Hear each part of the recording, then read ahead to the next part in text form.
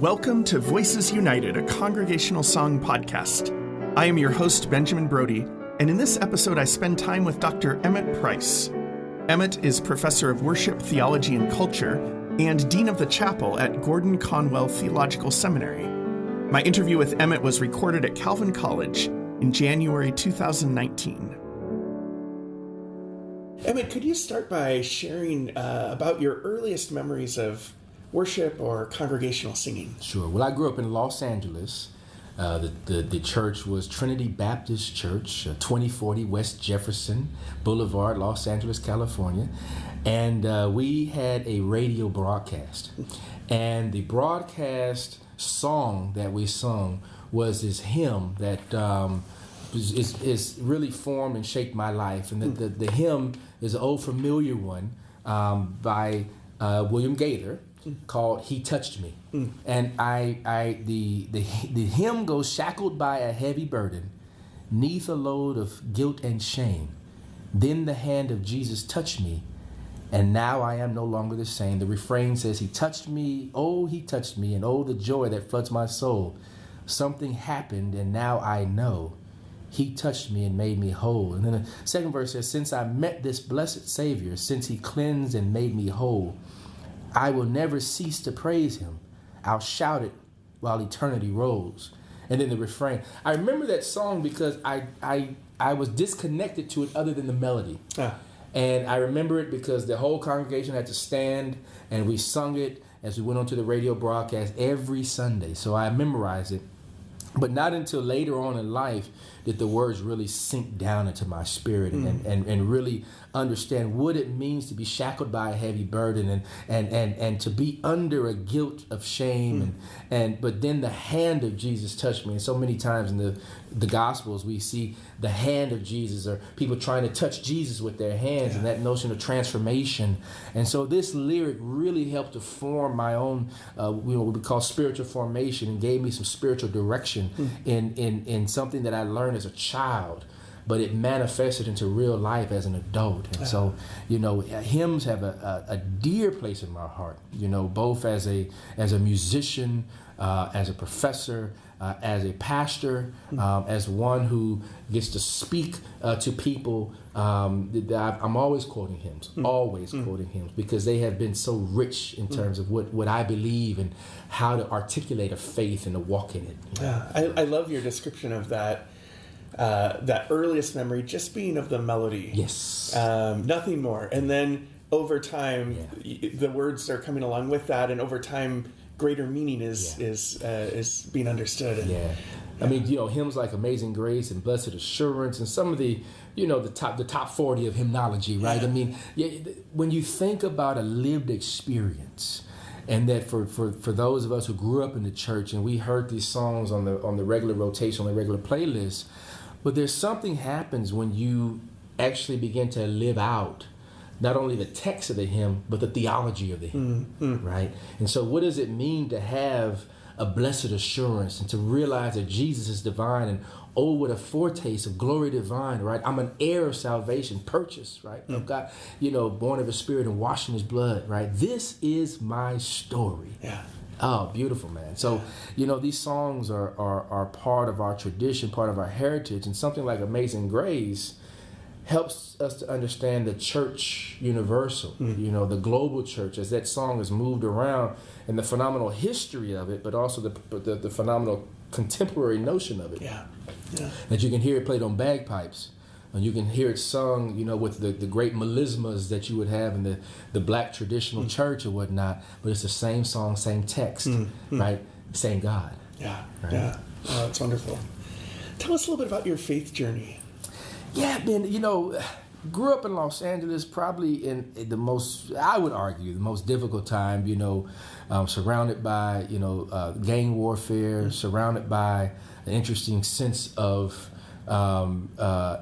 ethnic challenges or racial tensions.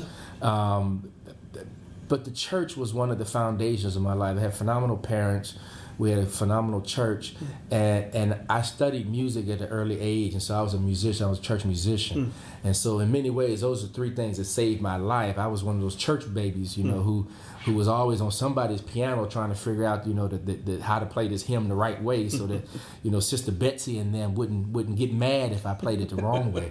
And then I graduated high school and went to University of California, Berkeley, as a math major, but ended up double majoring in math and music, and really played. I think I counted one time about 29 different denominations. Wow. I played as a church musician, as a supply musician in the Bay Area.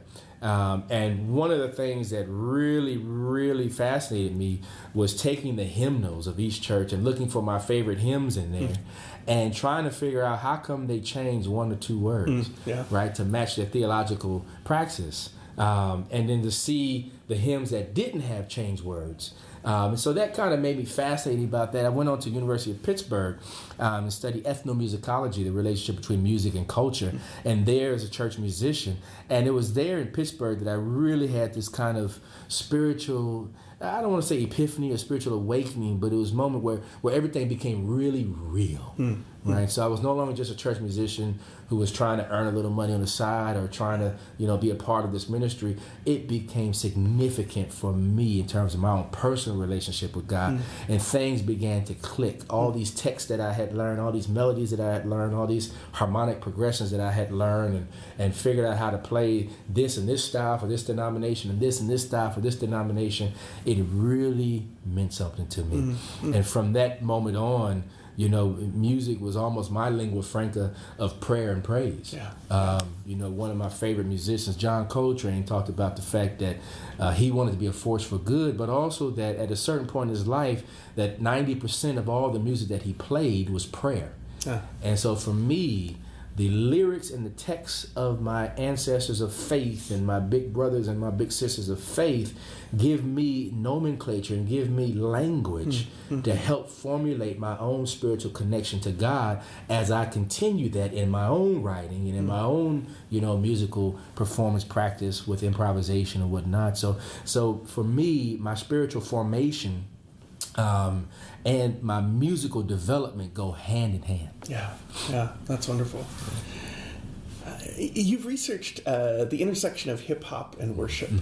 What insights can you share for us? Yeah, this is interesting because I've gotten to the place now where I believe that our lifestyles and how we engage in life are our worship, right? So I, as a professor of worship, church, and culture at Gordon Conwell, I try to help my seminarians know that worship is not just a 15-minute music set before the homiletical moment, right? That worship is not just this kind of recess that we get invited into and that we depart, but worship is our engagement with God on terms where God makes it possible and where God invites us into this space, using David Peterson's definition of worship as engaging with God.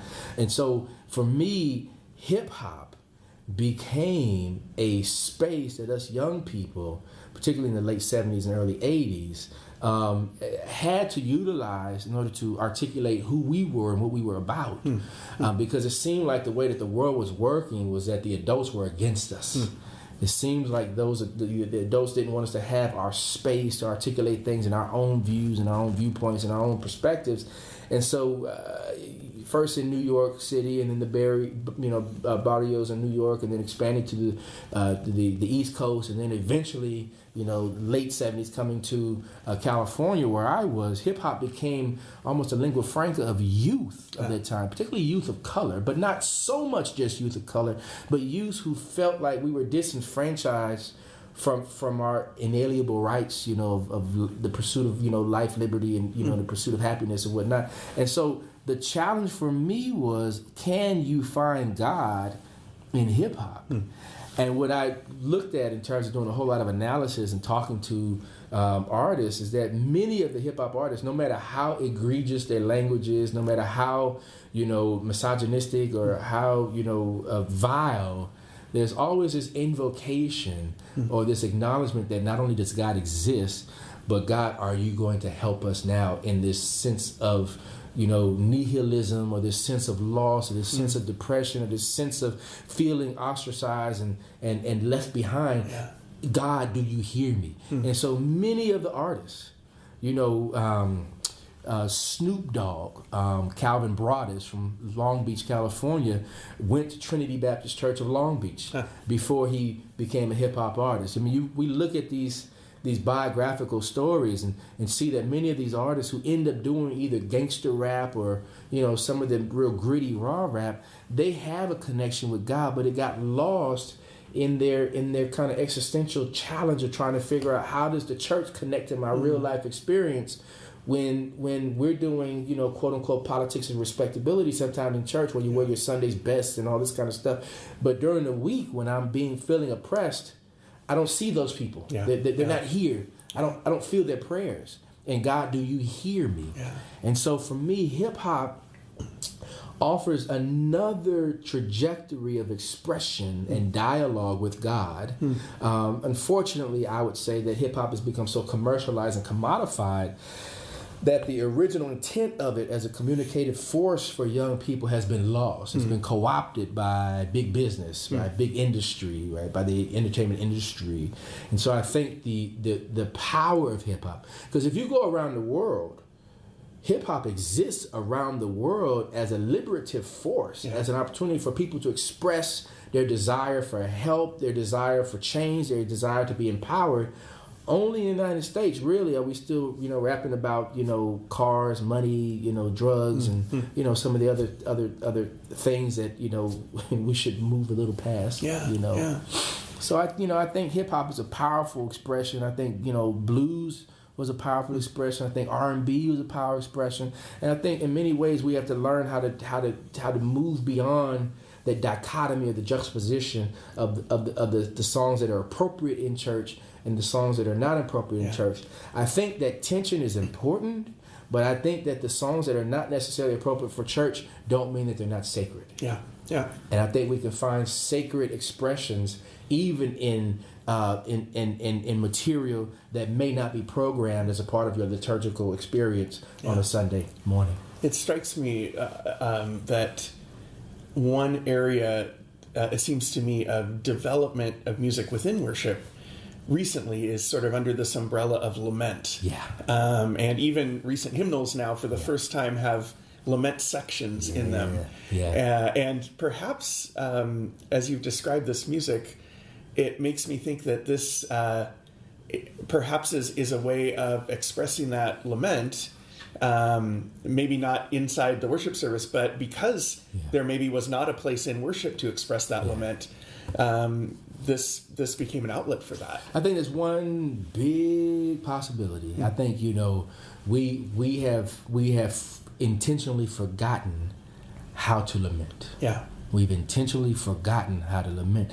It's been a part of our Hebrew tradition. It's been a part of the Psalter. It's been a part of our early church. And somehow within this contemporary space that we're living in now, where everything is, X amount of beats per minute, and everything is upbeat and, jump, and everything is, pyrotechnics and, the lighting, and, backlit with the projector and all that kind of stuff. We forget that sometimes you need to turn the lights down a little bit and even bring the temperature down a little bit and let the sanctuary get a little chilly. Right? And allow for a space for the hearts and the minds of the people to connect, not always on this kind of superficial hope, but the reality of pain. The one thing that really brings people together is trauma. I live outside of Boston, and I remember the Boston Marathon bombing, and the one thing that I recognized in that moment, as horrific and traumatizing and tragic as it was, that people who usually have the privilege of not wanting to speak to one another, and people who usually have the platform of not having to deal with certain people, and people who may even have the posture of quote unquote not liking someone, everybody went to everyone's rescue at that time. Right?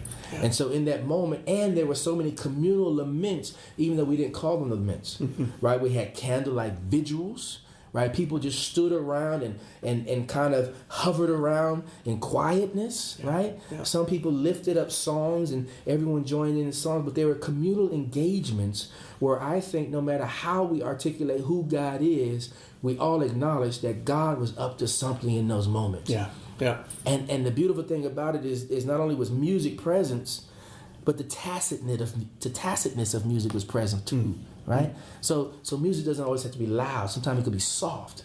And sometimes the absence of music is musical, yes. Right? When we hear each other breathing as we sigh and as we grimace and as we groan and as we moan, there's something musical to that moment. As we hear each other sob and or weep, there's something musical there. So the absence of scores and the absence of musicians allow the congregation to be musical. And so I think you're right about this notion of the lament, and we have intentionally forgotten, because it's hard, it's painful, and it gets into this great question of theodicy. What do we do with human suffering? Yeah. How do we intellectualize it? How do we describe it? How do we make sense of it? And the answer to all of that is but, right? Yeah. I mean, yeah. That's helpful. That's great. For listeners who don't or may not be familiar with much hip hop, are there particular albums or artists that you would recommend to kind of start listening to? Yeah, I mean, hip hop is interesting because you have so many segmentations of hip hop. I grew up in Los Angeles. I'm a huge Tupac fan, even though Tupac was from New York, right? And so in the whole Biggie Tupac thing, that you have this kind of differential. But for me, Tupac asks the central questions to life. In his articulation, he asks, "Is there a heaven for a G?" And he asks these questions of theology. He asks these questions of even ecclesiology. Can I belong to a church? Am I, right, in my present existence, a part of the body, right? Can the body see me, even if I choose to wear a bandana around my head and have tattoos, right? This is back in the 80s, right? And not have, a three-piece suit on and have crocodile shoes on, right? So is there a place for me in this ecclesial body? Tupac was asking those questions in his own way. And then you have the emergence probably around the mid-'80s of what we call either gospel rap or holy hip-hop or holy rap, starting with Stephen Wiley. Stephen Wiley had this real interesting track called, I think it was called The Books of the Bible or something like that, where he essentially rapped all 66 books of the Bible. And listening to it with 21st century ears, back in, I think it was early 80s, I think maybe 80, I want to say 83, 84, man, that thing sounds so cheesy. But that was the beginning of, this kind of movement in terms of rap. You have Gospel Truth and the Gospel Gangsters who start coming around. I think, like, right now, the hot person is Lecrae, who's really challenging himself to articulate in his own spiritual way what it means to be formed in the image of God, but also to be present and deal with the realities of what inner city life looks like. Yeah. And so he sits at the intersection. And then somebody like Chance the Rapper in Chicago is really going through a metamorphosis now, because he articulated on Twitter that he was going to take a sabbatical from producing music so that he can get some seminary training. Oh, wow. Right? So somebody who comes from an urban situation, who is a mainstream rapper, who in many ways has knocked the industry over because he pretty much distributes his own music, right? He has his own kind of label. He has his clothing line that goes with that, and he's figured out this industry and the commerce piece. But yet even he, as he's asking similar questions to Tupac and Lecrae, is deciding that he wants a little theological training. I mean, how beautiful is that? Yeah. Right? And the problem is that historically the church has turned these young men and young women away because there was no space for them. And here these folks are searching for God in their own way. I think it's phenomenal. That's beautiful. Let me switch gears and turn to an article that you recently authored titled "Singing the Sermon, Where Musicology Meets Homiletics." In it, you note that the Black Christian experience, both singing and preaching, are equally musical and biblical engagements. Could you expand on that? Yeah. I appreciate the question. One of the things that I realized, and the phenomenal pastor, Reverend Charles Albert Tinley, one of the most phenomenal African-American hymnists, but also a Methodist pastor who had an early megachurch in Philadelphia, would write his own hymns to accompany his own sermons. And so, I mean, how brilliant is it to create your own on-ramp and then preach, and then to do your own dismount into your hymn of invitation, right? I mean, and what we learn from him is that the theology doesn't start at the beginning of the sermon and end at the end of the sermon. It starts at the beginning of that first hymn. Yeah. And then it streams through that first hymn into the sermon, and then through that second hymn, which is the dismount. And so as musicologists, we study the music. So we're only getting a partial of the totality of what of the pastor's preaching. You know, whether it's Reverend Tinley or Thomas Andrew Dorsey or Clay Evans in Chicago, and a whole host of folks. You know, Paul Morton in the 21st century. And so the homileticians study the sermon. But they only get a partial of the theology that's going through. So in many ways, in these separate disciplines that have their own lingua francas, that have their own terminologies, own practices of analysis, we're only getting partials. And so as one who is both trained as a musician and as an ethnomusicologist, but also trained as a theologian and who was also a pastor, I'm realizing that we're missing so much by not constructing an analytical model that goes from the hymn to the sermon and back to the hymn. Using I'm trained Baptist, so we usually do a song of preparation, hymn of preparation, you preach sermon, and then a hymn of invitation as a response to the sermon. So that's why I'm using this kind of sandwich model here. And so I talk about the fact that you can find and feel and sense and see the theology in the songs that is contiguous with the theology in the sermon. And so I do that with a few people and really talk about the fact that we need to figure out how do we bridge across these disciplines rather than to continue to separate and segment them. And that's so helpful, I think, for what I observe as often a failure between pastors and church musicians to be able to even to speak the same language. I worked at a church a number of years back where I used the term modulate. And my pastor, suddenly I started hearing him use this term, and he'd say, well, why don't we modulate here and modulate? And I couldn't figure out what he was saying. And finally I realized he had associated modulate with just meaning sort of make it more exciting.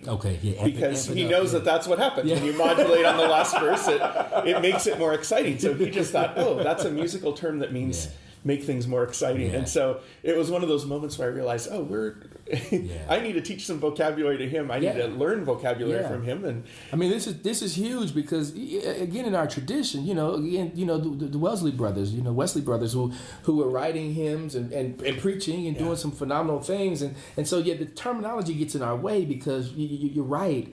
Modulate not only means to shift up an interval or shift down an interval or shift, whatever, but it means a transformation. And so sometimes it's an escalated or a crescendo, right? A transformation.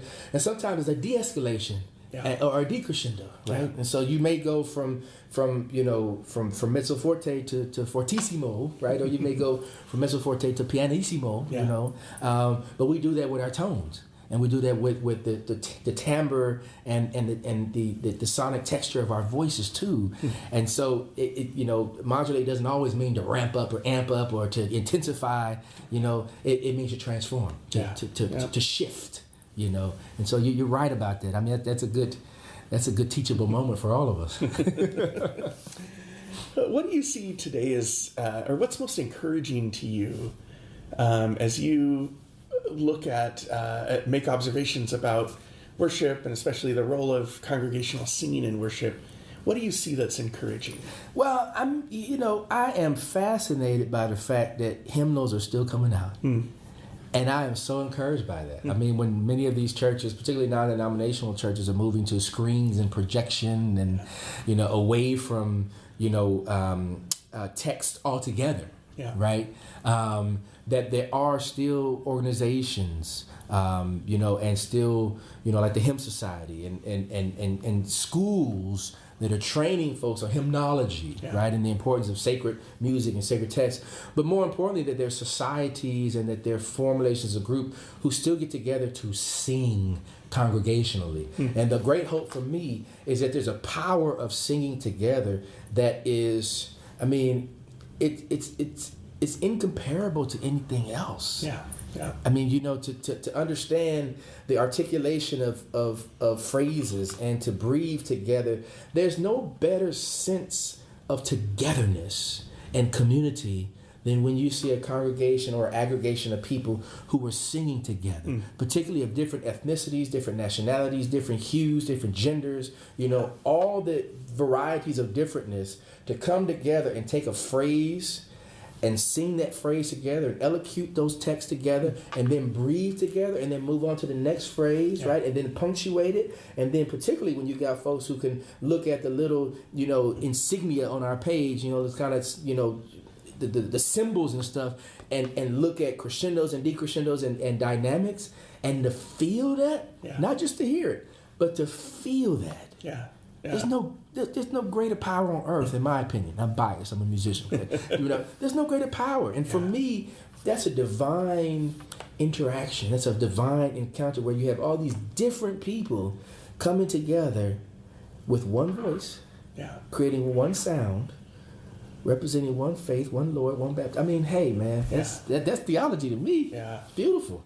When we sing together, it seems like it's not possible or less possible to feel alone.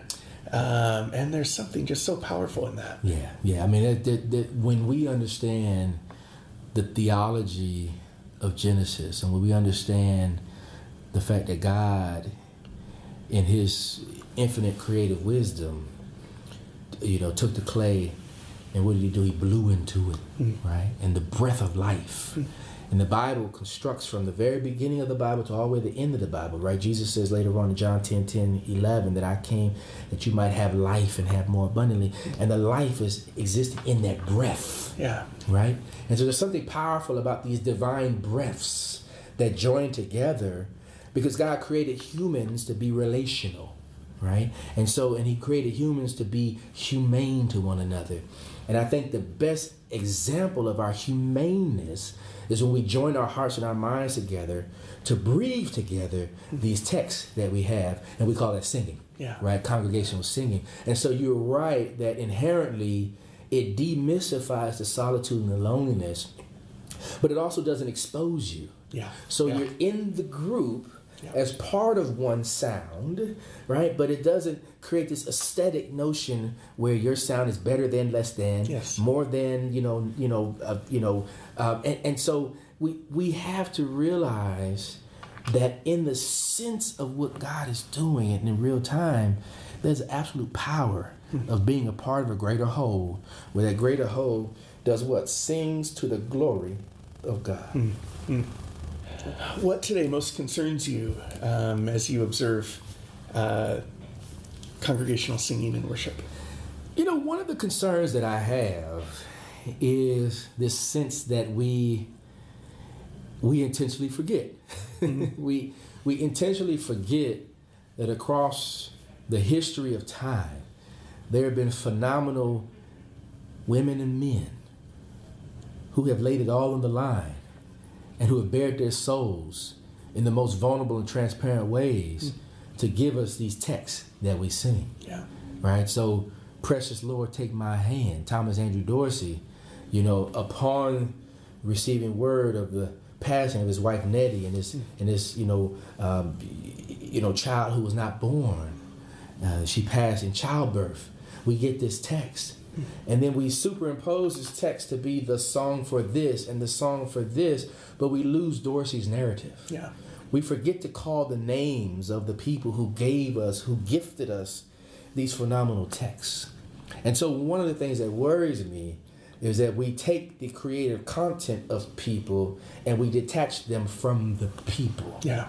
Yeah. Right? And so we lose the connectivity with the personal expression as we take their narrative and their story, and as we interpret it, we add our own to it. Yeah. Right? So we forget that we're standing on the shoulders of courageous, phenomenally creative people who have gifted us these texts and their personal narratives alongside of one another for us to not only interpret and to do our performance practice on, but with the hopes that we acknowledge them as inspirations to us. Yeah. We miss out on these, on this layer of meaning when we forget or don't learn those stories behind ourselves. And we know better. We know better. So that's why I'm very intentional about saying we intentionally forget. Yeah. Because at the bottom of every page score, or the top of every score, is the author or the composer of the tune, right? The author of the lyric, the text, right? You know, we look at the hymnals. At the bottom of the hymnal says the text by this person, the tune. And in our desire to really program these really nice, fluid, flowing, liturgical, settings, we don't want to spend the 15 seconds to acknowledge who wrote the text, who wrote the tune, and perhaps an additional 75 to 90 seconds to give context from where this song comes from. Because I believe context is everything. If you want a church to lament, tell the story behind Precious Lord. Now let's sing it together. Yeah. Right? And everything doesn't have to be so upbeat either. That's my number 2. Okay. We just, everything is like 120 BPMs, man, or up. We've forgotten to pull things back and allow the song to breathe, allow the text to breathe. Yeah. If you're running through text where you're trying to catch your breath, which means that you're not internalizing what you're singing, then we have a problem. Yeah. Because my goal when I'm either conducting or teaching or sharing or even singing is that I got to internalize this text. I want the text to live in me so that in my performance practice it lives wherever we're sharing it. Right? So if you're just kind of then the text has no meaning. Yeah. And the power of the song, and again, I'm a musician, but I'm going to say this: the power of the song lies in the text. Yeah.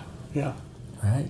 So the melody can be as beautiful as it is, and your harmonic progressions and your secondary, substitute dominance and all that kind of stuff can be gorgeous. You may have the best rearranged, arrangement of this hymn, but that text better lead. Yeah. Because that's where the power is, in the text. Yeah, that's great. Well, Emmett, I'd like to finish with 5 questions that I ask every guest on this podcast. Sure. The first is, which hymn has most shaped your faith? Oh, how I love Jesus. Oh, how I love Jesus, because he first loved me. That's my favorite hymn. In the old Baptist Red Book, National Baptist Hymnal is number 10. And that hymn, my kids know that Daddy's favorite hymn is number 10 in the Red Book. My wife knows that, oh, how I love Jesus.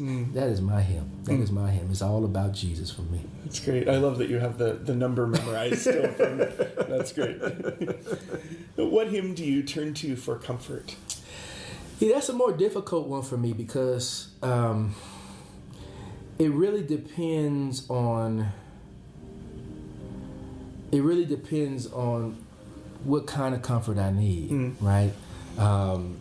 Great is Thy Faithfulness is one of my favorites. It Is Well is one of my favorites. Near My God to Thee is one of my favorites. Clearly He Touched Me is one of my favorites, and Oh, How I Love Jesus.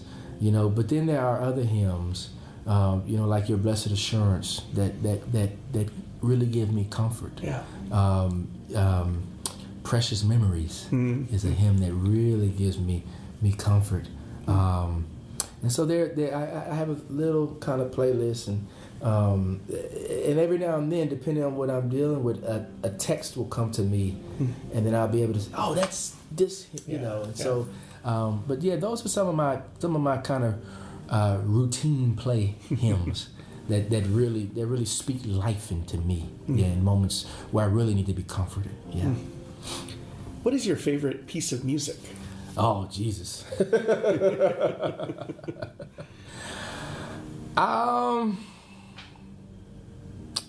I've been thinking about this, Ben, for quite a while. And I'm going to go off the radar. I'm going to go off the grid on this one. In this season right now, my favorite piece of music is John Coltrane's 1964, A Love Supreme. Mm-hmm.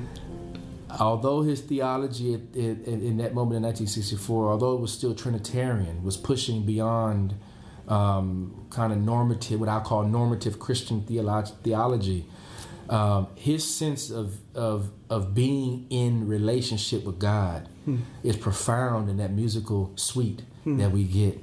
And for me to listen to those four movements, in succession, the liner notes on the album version have this phenomenal kind of theological statement where he's articulating his relationship with God. And it gives me so much hope and so much really encouragement that even though he was challenged by the church, both of his grandfathers were ministers at the African Methodist Episcopal Zion Church out of North Carolina, that he found that there were things that he was trying to communicate with God and dialogue with God that went beyond the ecclesial body. Yeah.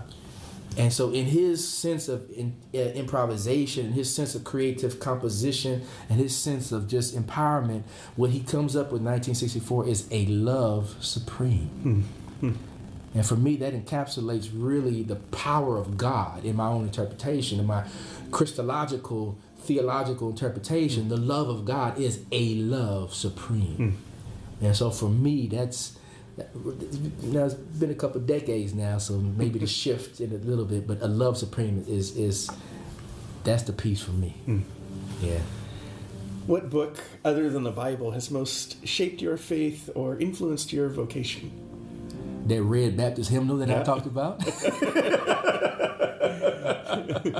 The one where I know, the numbers of where the hymns are. And for me, growing up, it was the Bible and the hymnal. Yeah. And even me as a pastor now, when I do visitations, it's the Bible and the hymnal.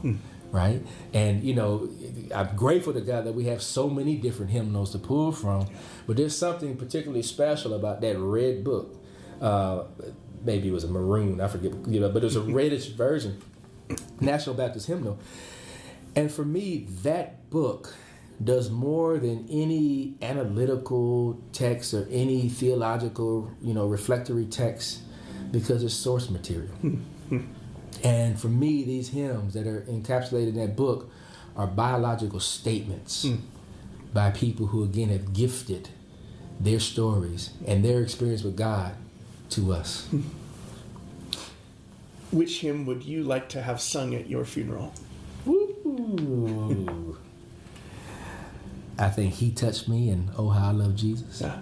I think both of those. And I think, in the more contemporary hymnals, I think Richard Smallwood's Total Praise is in there. Yeah. And I think that's the fitting benediction. Yeah. That I pray that over the aggregate of my life, that what I've given God is my total praise. Yeah. And I pray that as an aspiration, that I will manifest that when my day comes. Yeah. Well, Emmett, it's been such a joy to spend this time with you. Thank you. Thanks for the invitation, Ben. Blessings upon all of your work and continued success to you. And thanks for the privilege to be with you today. Voices United, a congregational song podcast, is produced by Benjamin Brody, with support from the Hymn Society in the United States and Canada and Whitworth University. Special thanks to the Center for Congregational Song for publicity and technical expertise, and Whitworth University alum Lane King for editing and production.